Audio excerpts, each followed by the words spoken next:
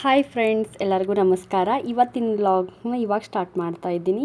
ಈ ವ್ಲಾಗ್ ತುಂಬಾ ಸ್ಪೆಷಲ್ ಅಂತ ಹೇಳ್ತಾ ಇದ್ದೀನಿ. ಯಾಕಂತಂದರೆ ನಾವು ಇವತ್ತು ಗೋವಾದಲ್ಲಿರುವ ಏರ್ಪೋರ್ಟ್ನಾಗೆ ಹೋಗ್ತಾ ಇದ್ವಿ. ಇದು ಫಸ್ಟ್ ಟೈಮ್ ಯಾರೆಲ್ಲ ಏರ್ಪೋರ್ಟ್ನ ಅನುಭವ ಪಡಿತಿರ್ತಾರಲ್ಲ, ಅದರಲ್ಲಿ ನಾನು ಒಬ್ಬಳು ಅಂತ ಹೇಳ್ತೀನಿ.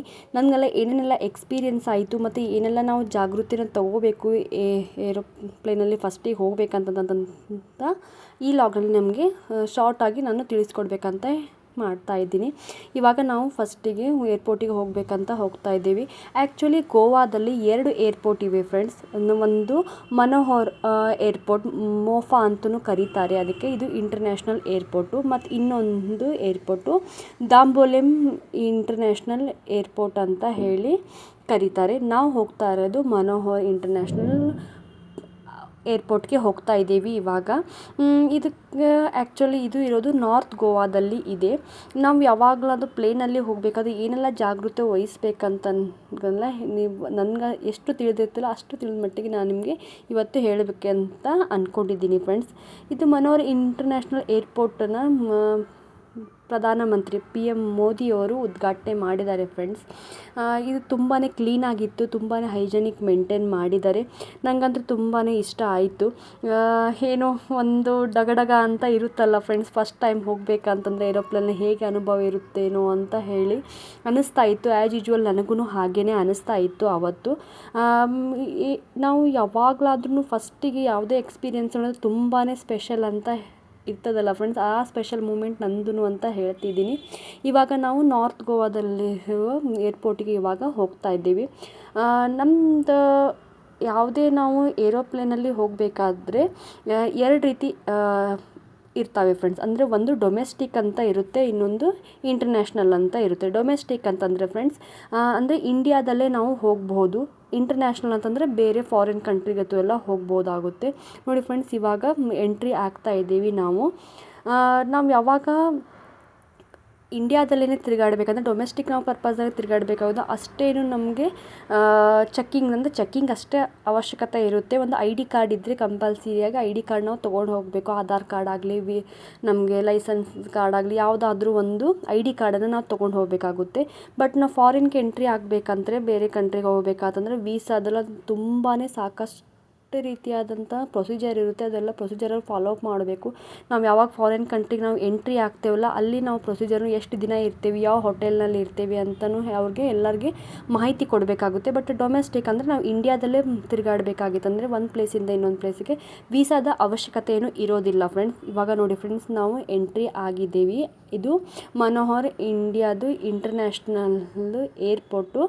ಇವಾಗ ನೋಡಿ ಫ್ರೆಂಡ್ಸ್, ನಾವು ಇಲ್ಲಿಗೆ ಬಂದಿದ್ದೀವಿ. ಸೌಜನು ನೋಡಿ ಹೇಗೆ ಮಾಡ್ತಾ ಇದ್ದಾನೆ ಅಂತ ಹೇಳಿ. ಆ್ಯಕ್ಚುಲಿ ನಮ್ಮದು ಪ್ಲೇನು ಸ್ಪೇಸ್ ಜೆಟ್ ಅಂತ ಇತ್ತು, ಅಂದರೆ ಅದರ ನೇಮ್ ಫ್ರೆಂಡ್ಸ್. ಇವೆಲ್ಲ ನಿಮಗೆ ತೋರಿಸ್ತಾ ಇದ್ದೀನಲ್ಲ ಫ್ರೆಂಡ್ಸ್, ನೋಡಿ ಇವೆಲ್ಲ ವಸ್ತುಗಳನ್ನು ನಾವು ಪ್ಲೇನಲ್ಲಿ ತೊಗೊಂಡು ಹೋಗಲಿಕ್ಕೆ ಅವರು ಅಲೋ ಮಾಡೋದಿಲ್ಲ. ಬಾಲ್ ಆಗಿರಬಹುದು, ತೆಂಗಿನಕಾಯಿ ಇರ್ಬೋದು, ಸೀಲ್ ಆಗಲೇ ಇರೋಂಥ ಲಿಕ್ವಿಡ್ ಪದಾರ್ಥ ಆಗಿರ್ಬೋದು, ಕೋಕೋನಟ್ ಆಯಿಲ್ ಆಗಿರ್ಬೋದು, ಇದು ನೈಫ್ ಆಗಲಿ, ಯಾವುದೇ ರೀತಿಯ ಹಾನಿ ಮಾಡಬೇಕಾಗಿತ್ತಂತ ಬ್ಯಾಟ್, ಬಾಲ್ಸ್, ಗನ್ ಈ ಥರ ಯಾವುದೇ ರೀತಿಯಿಂದನೂ ಅಲೋ ಮಾಡೋದಿಲ್ಲ ಪ್ಲೇನಲ್ಲಿ.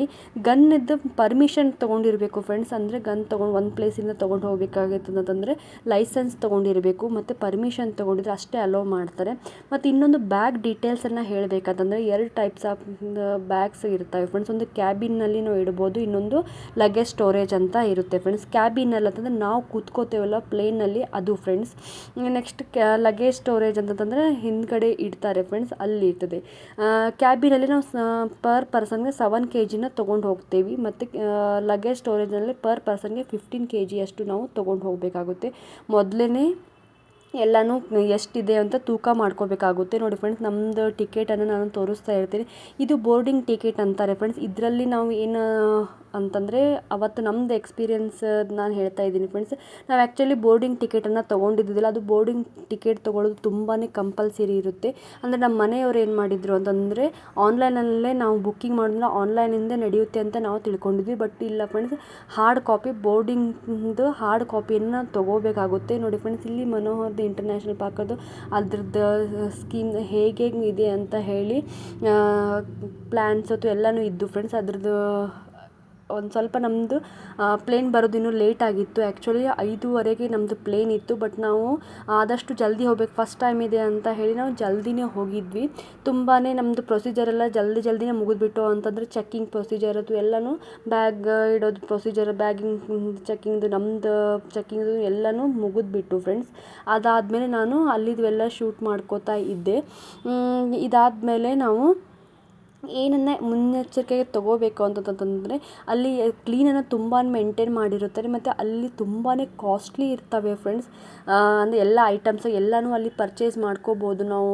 ನಮಗೆ ತಿನ್ನೋ ಐಟಮ್ಸ್ ಅಲ್ಲಿ ಡ್ರೆಸ್ ಆಗಲಿ ಎಲ್ಲ ಥರದ್ದು ಅಲ್ಲಿ ಇರ್ತವೆ ಫ್ರೆಂಡ್ಸ್. ಅಂದರೆ ಅದು ತುಂಬಾ ಕಾಸ್ಟ್ಲಿ ಇರುತ್ತವೆ. ನಾವು ಅಲ್ಲಿ ಅಂದರೆ ನಾವು ಪ್ರೆಸೆಂಟ್ ಇದ್ದಿದ್ದು ನಾನು ರೇಟ್ ಹೇಳ್ತಾ ಇದ್ದೀನಿ ಫ್ರೆಂಡ್ಸ್. ಒಂದೇ ಒಂದು ಪಫಿಗೆ ನಾವು 400, 300, 600 ತನಕ ಕಾಸ್ಟ್ ನಾವು ಪೇಡ್ ಮಾಡಬೇಕಾಗುತ್ತೆ. ಇಲ್ಲಿ ಹೊರಗಡೆ ಆದರೆ ನಮಗೆ 20-50 ರುಪೀಸ್ ಅದು ಸಿಗ್ಬೋದನ್ನು. ಅಲ್ಲಿ ನಾವು ತುಂಬಾ ರೇಟನ್ನು ಅಲ್ಲಿ ಅವರಿಂದ ಎಕ್ಸೆಪ್ಟ್ ಮಾಡ್ಕೋಬೇಕಾಗುತ್ತೆ. ನೆಕ್ಸ್ಟ್ ನಮಗೆ ಇವಾಗ ನಾವು ಬಂದಿರೋದು ನಮ್ಮದಿರೋದು 22 ಗೇಟ್ ನಂಬರ್ ಅಂತ ಇತ್ತು. ಇದು ಗೇಟ್ ನಂಬರ್ ಅಂದರೆ ಏನಂತ ಎಕ್ಸ್ಪ್ಲೇನ್ ಮಾಡ್ತೀನಿ ಫ್ರೆಂಡ್ಸ್ ನಿಮಗೆ. ಗೇಟ್ ನಂಬರ್ ಅಂದರೆ 1, 2, 3, 4 ಅಂತ ಕೆಟಗರಿ ವೈಸು ನಮಗೆ ಗೇಟ್ ನಂಬರ್ ಅಂತ ಕೊಟ್ಟಿರುತ್ತಾರೆ ಫ್ರೆಂಡ್ಸ್. ನಮ್ಮದು ಬೋರ್ಡಿಂಗ್ ಪಾಯಿಂಟ್ ಇದ್ದಿದ್ದು ಗೇಟ್ ನಂಬರ್ 22 ಇತ್ತು. ಅಂದರೆ 22ಇಂದ ನಾವು ಗೇಟನ್ನು ಅಲ್ಲಿಂದ ನಾವು ಪಾಸ್ ಆಗಬೇಕಾಗಿತ್ತು ಫ್ರೆಂಡ್ಸ್. ಅಲ್ಲಿಂದ ನಾವು ಹೋಗಬೇಕಾಗಿತ್ತು. ಅಂದರೆ ಬೋರ್ಡಿಂಗ್ ಪಾಯಿಂಟಿಗೆ ರೀಚ್ ಆಗಬೇಕು. ಬೋರ್ಡಿಂಗ್ ಪಾಯಿಂಟ್ ಅಂತಂದರೆ ನಮ್ಮದು ಪ್ಲೇನ್ ಬರೋಕ್ಕಿಂತ ಮೊದಲೇ ನಮಗೆ ಬೋರ್ಡಿಂಗ್ ಪಾಯಿಂಟ್ದು ಟೈಮಿಂಗ್ ಕೊಟ್ಟಿರುತ್ತೆ. ಆ ಬೋರ್ಡಿಂಗ್ ಪಾಯಿಂಟ್ ತನಕ ಅಷ್ಟೇ ನಮ್ಮದು ರಿಲೇಷನ್ ಅಥವಾ ಎಲ್ಲ ಎಂಟ್ರಿ ಆಗ್ತಾರೆ ಫ್ರೆಂಡ್ಸ್. ಅದರಾದಮೇಲೆ ನಮಗೆ ಯಾವುದೇ ರೀತಿಯಿಂದ ರಿಲೇಷನ್ ಅಥವಾ ಯಾರ್ದು ಎಂಟ್ರಿ ಆಗಲಿಕ್ಕೆ ಅವಕಾಶ ಇರೋದಿಲ್ಲ. ಬೋರ್ಡಿಂಗ್ ಪಾಯಿಂಟ್ ಅಂದರೆ ಒಂದು ಟೈಮಿಂದ ಅಲ್ಲಿ ಒಂದು ಬಸ್ಸಿಂದ ವ್ಯವಸ್ಥೆ ಇರುತ್ತೆ ಫ್ರೆಂಡ್ಸ್. ಆ ಬಸ್ನಲ್ಲಿ ನಾವು ಕೂತ್ಕೊಂಡು ನಾವು ಪ್ಲೇನ್ ಇದ್ದಿದ್ದಂಥ ಜಾಗಕ್ಕೆ ನಾವು ಹೋಗಬೇಕಾಗುತ್ತೆ. ಇವಾಗ ನಮ್ಮದು ಬಸ್ಸು ಬಂದಿದೆ. ಇವಾಗ ನಾವು ಆ ಪ್ಲೇನ್ ಇರೋ ಜಾಗಕ್ಕೆ ಹೋಗ್ತಾ ಇದ್ದೀವಿ. ಇದು ಯಾವ ಗೇಟ್ ಇರ್ತದಲ್ಲ ಆ ಗೇಟ್ನಿಂದ ನಾವು ನಮ್ಮದಿರೋ ಪ್ಲೇನ್ ಇರುವಂಥ ಅಲ್ಲಿ ಪ್ಲೇಸಿಗೆ ನಾವು ಇವಾಗ ಹೋಗ್ತಾ ಇದ್ದೀವಿ. ಸರಿ ಸುಮಾರು ಒಂದು 5 ನಿಮಿಷ 10 ನಿಮಿಷ ತನಕ ಅಷ್ಟೇ ಒಂದು ಸ್ಪೇಸ್ ಇರುತ್ತೆ ಫ್ರೆಂಡ್ಸ್. ಅಲ್ಲಿಂದ ನಾವು ಹೋಗೋಷ್ಟ್ರೊಳಗೆ ತುಂಬಾ ಜಾಸ್ತಿ ಹೊತ್ತಿರೋದಿಲ್ಲ.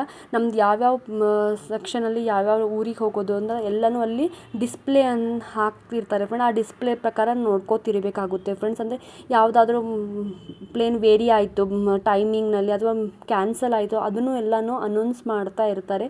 ಅದನ್ನು ನಾವು ಒಂದು ಸ್ವಲ್ಪ ಜಾಗೃತಿಯಿಂದ ನೋಡ್ಕೋಬೇಕಾಗುತ್ತೆ ಫ್ರೆಂಡ್ಸ್. ಯಾವ್ಯಾವ ಟೈಮ್ದಲ್ಲಿ ಏನೇನು ಅನೌನ್ಸ್ ಮಾಡ್ತಾ ಇರ್ತಾರೆ ಅಂತ ಹೇಳಿ. ಇಲ್ಲ ಅಂದರೆ ಅಲ್ಲಿ ಬೋರ್ಡ್ ಹಾಕಿರ್ತಾರೆ, ಅಂದರೆ ಡಿಸ್ಪ್ಲೇ ಮಾಡ್ತಿರ್ತಾರೆ. ಅದನ್ನು ನಾವು ಲಕ್ಷಿಟ್ಟು ನೋಡ್ಕೋಬೇಕಾಗುತ್ತೆ. ಇವಾಗ ನೋಡಿ ಫ್ರೆಂಡ್ಸ್, ನಾವಿರುವಂಥ ಪ್ಲೇನ್ ಬುಕ್ ಮಾಡೋದು ಅಲ್ಲಿ ನಾವು ಹೋಗ್ತಾ ಇದ್ವಿ. ವೆದರು ತುಂಬ ಚೆನ್ನಾಗಿತ್ತು. ಆ್ಯಕ್ಚುಲಿ ನಮ್ಮದಿರೋದು 5:15 ಫ್ರೆಂಡ್ಸ್. ಇವಾಗ ನೋಡಿ ಫ್ರೆಂಡ್ಸ್, ಸ್ಪೇಸ್ ಜೆಟ್ ಅಂತ ಹೇಳಿದ್ನಲ್ಲ ಫ್ರೆಂಡ್ಸ್, ಇರುವಂಥ ನನ್ನ ಮೊದಲನೇ ಅನುಭವ. ಒಂಥರ ತುಂಬಾ ಕ್ಯೂರಿಯಾಸಿಟಿ ಇತ್ತು. ಸೌಜುಗಂತೂ ಇದು ಫಸ್ಟ್ ಟೈಮು, ನನಗೂ ಫಸ್ಟ್ ಟೈಮು. ಅಂದರೆ ನನಗೆ ತುಂಬ ಖುಷಿ ಅನ್ನಿಸ್ತಾಯಿತ್ತು. ಸೌಜು ಇವಾಗ 3 ವರ್ಷದ ಇದ್ದಾಗಲೇ ಅವನಿಗೆ ನಾವು ವಿಮಾನಲ್ಲಿ ಕರ್ಕೊಂಡು ಹೋಗ್ತಾ ಇದ್ದೀವಿ ಅಂತ ತುಂಬಾ ಇಂಟ್ರೆಸ್ಟಿಂಗ್ ಅಂತ ಅನ್ನಿಸ್ತಾಯಿತ್ತು. ಮತ್ತು ಇನ್ನೊಂದು ಫ್ರೆಂಡ್ಸ್, ನಾವು ಪ್ಲೇನಲ್ಲಿ ಹೋಗಬೇಕಾದ್ರೆ 2 ಇಯರ್ಸ್ ಮೇಲ್ಗಡೆ ಇರುವಂಥ ಬೇಬಿಗಳಿಗೆ ಅಂದರೆ ಮಗುವಿಗೆ ಟಿಕೆಟ್ ತೊಗೋತಾರೆ ಫ್ರೆಂಡ್ಸ್. ನಮ್ಮ ಸೌಜುಗೂ ಟಿಕೆಟ್ ತೊಗೊಂಡಿದ್ವಿ. ಅದಕ್ಕೆ ಅವನು ವಿಂಡೋ ಸೀಟ್ನಲ್ಲಿ ಕೂತಿದ್ದಾನೆ. ಹೇಗೆ ಅನ್ನಿಸ್ತಾ ಇತ್ತು ಅಂದರೆ ಫಸ್ಟಿಗೆ ಹೇಗೆ ಅಂದರೆ ಒಂಥರ ನನಗೆ ತುಂಬಾ ಕ್ಯೂರಿಯಾಸಿಟಿ ಇತ್ತು ಫ್ರೆಂಡ್ಸ್. ಪ್ಲೇನಲ್ಲಿ ಕೂತಿದ್ದಾದಮೇಲೆ ಹೇಗೆ ಇವಾಗ ಇನ್ನೂ ಹೊರಡಿಲ್ಲ ಫ್ರೆಂಡ್ಸ್. ಫಸ್ಟಿಗೆ ಒಂದು ಸ್ವಲ್ಪ ನಮಗೆ ಇಂಟ್ರೊಡಕ್ಷನ್ ಕೊಡ್ತಾರೆ. ಪ್ಲೇನ್ ಫಸ್ಟ್ ಟೈಮ್ ಯಾರ್ಯಾರು ಹೋಗ್ತಾ ಇರ್ತೀರ ಹಾಗೆ ಸೀಟ್ ಬೆಲ್ಟನ್ನು ಹಾಕ್ಕೊಳ್ಳಿ ಹಾಗೆ ಹೀಗೆ ಅಂತ ಹೇಳಿ ಒಂದು ಸ್ವಲ್ಪ ಅನೌನ್ಸ್ಮೆಂಟ್ ಮಾಡ್ತಾ ಇರುತ್ತವೆ. ಮತ್ತು ಇನ್ನೊಂದು ಫ್ರೆಂಡ್ಸ್, ನಾವು ಯಾವಾಗ ಪ್ಲೇನನ್ನು ಫಸ್ಟಿಗೆ ಹೊರಡಬೇಕಾದ್ರೆ ಅದು ಸ್ಟಾರ್ಟಪ್ ಆಗೋ ಹೊತ್ತಿಗೆ ನಮ್ಮ ಫೋನ್ ನಾವು ಏರೋಪ್ಲೇನ್ ಮೋಡ್ಗೆ ಹಾಕಬೇಕು. ಯಾಕೆ ಏರೋಪ್ಲೇನ್ ಮೋಡ್ಗೆ ಹಾಕಬೇಕು ಅಂದರೆ ಫಸ್ಟಿಗೆ ಹೋಗೋಮತ್ತಿಗೆ ಅಂದರೆ ನಾವು ಫಸ್ಟಿಗೆ ಟೇಕ್ ಆಫ್ ಆಗ್ತಾ ಇರ್ತದಲ್ಲ ಫ್ರೆಂಡ್ಸ್, ಆವಾಗ ತುಂಬಾ ಸ್ಪೀಡಪ್ ಆಗಿ ಹೋಗ್ತಾ ಇರುತ್ತೆ. ಮತ್ತು ಅದು ಪ್ಲೇನ್ ಹೋಗೋಮತ್ತಿಗೆ ಸಿಗ್ನಲ್ಸ್ ನಮ್ಮದು ಫೋನಲ್ಲಿರೋ ಸಿಗ್ನಲ್ಸು ಅಟ್ರ್ಯಾಕ್ಟ್ ಮಾಡ್ತಾರೆ. ಅಂದರೆ ಗ್ರಾವಿಟಿ ಕಡೆ ಅಟ್ರ್ಯಾಕ್ಟ್ ಮಾಡ್ತಾ ಇರ್ತದಂತೆ ಫ್ರೆಂಡ್ಸ್. ಅದಕ್ಕೆ ಪೈಲಟ್ ಅವ್ರಿಗೆ ಕಾನ್ಸಂಟ್ರೇಷನು ಅಲ್ಟರ್ ಆಗುತ್ತೆ ಮತ್ತು ಅವ್ರಿಗೇನೋ ಕಿವಿಯಲ್ಲಿ ಸೌಂಡ್ ಬಂದೋಗುತ್ತೆ, ಏನೋ ಆಗ್ತದೆ ಅಂತೆ ಫ್ರೆಂಡ್ಸ್. ಅದಕ್ಕೆ ನಾವು ಫಸ್ಟಿಗೆ ನಮ್ಮ ಫೋನನ್ನು ಎಲ್ಲನೂ ಏರೋಪ್ಲೇನ್ ಮೋಡಲ್ಲೇ ಹಾಕಬೇಕಂತ ನಮಗೆ ಅಲ್ಲಿ ಇನ್ಸ್ಟ್ರಕ್ಷನ್ ಕೊಡ್ತಾರೆ ಫ್ರೆಂಡ್ಸ್. ಇವಾಗ ನೋಡಿ ಫ್ರೆಂಡ್, ಎಷ್ಟು ಸ್ಪೀಡಪ್ ಆಗಿ ಹೋಗ್ತಾ ಇದೆ ನೋಡಿ ಫ್ರೆಂಡ್ಸ್. ಅಂದರೆ ಒಂದೊಂದು ರೆಕ್ಕೆಯನ್ನು ಬಿಚ್ಕೋತಾ ಇದೆ ಫ್ರೆಂಡ್. ಈ ಸದ್ಯ ತಗೊಂಡು ರೆಕ್ಕೆಯನ್ನು ಬಿಚ್ಚಿದ್ದೆಲ್ಲನ ಇಟ್ಕೋತಾರೆ ನೋಡಿ ಫ್ರೆಂಡ್ಸ್. ಎಷ್ಟು ಕಾಣಿಸ್ತಾ ಇದೆ ನಮಗೆ.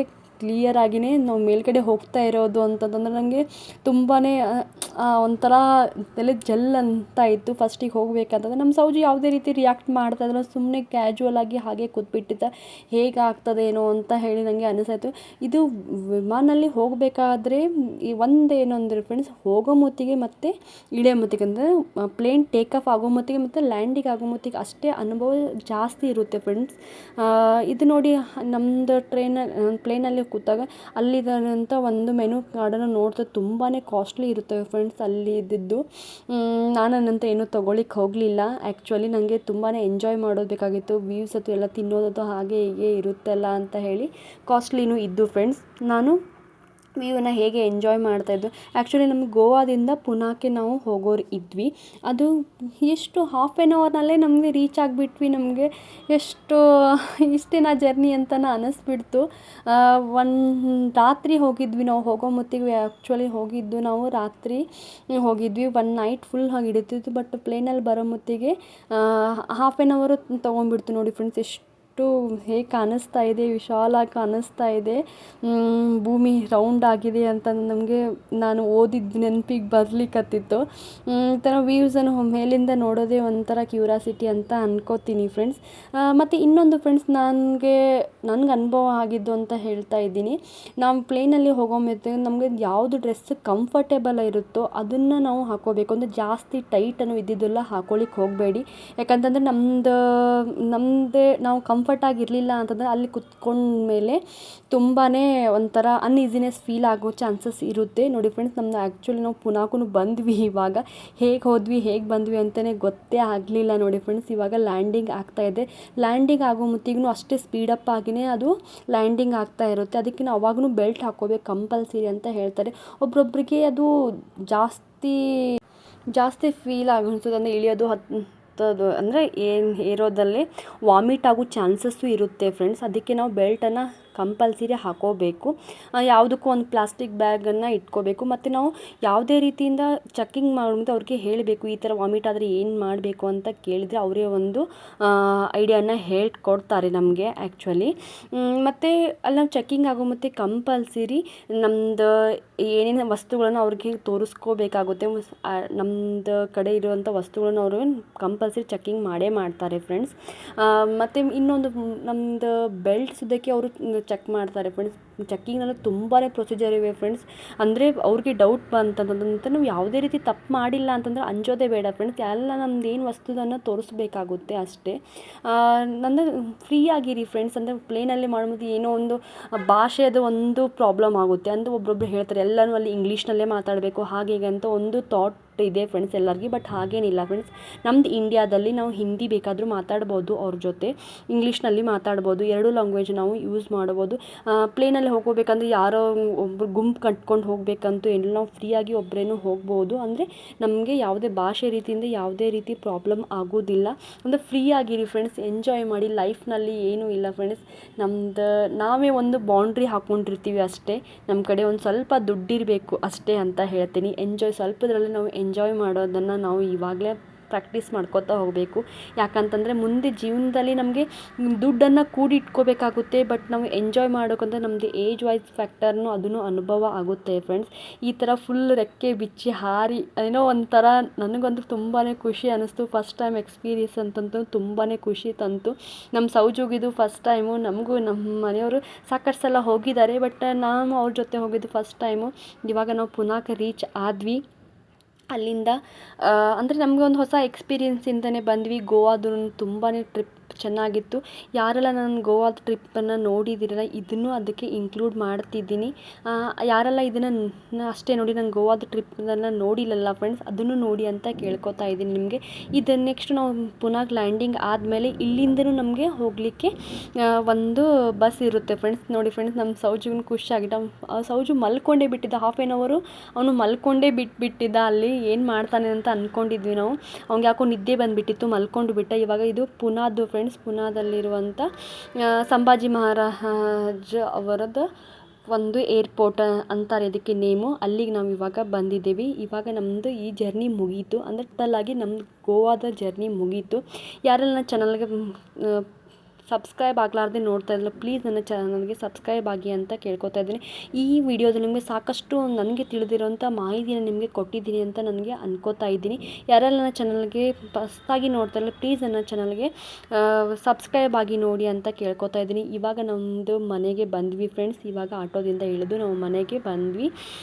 ಈ ಚಾನಲ್ ಅಂದರೆ ಹೊಸದಾಗಿ ನೋಡ್ತಾ ಇದ್ದೆ ಹೇಗೆ ಅನುಭವ ಆಯಿತು ಅಂತ ಕೇಳಿ.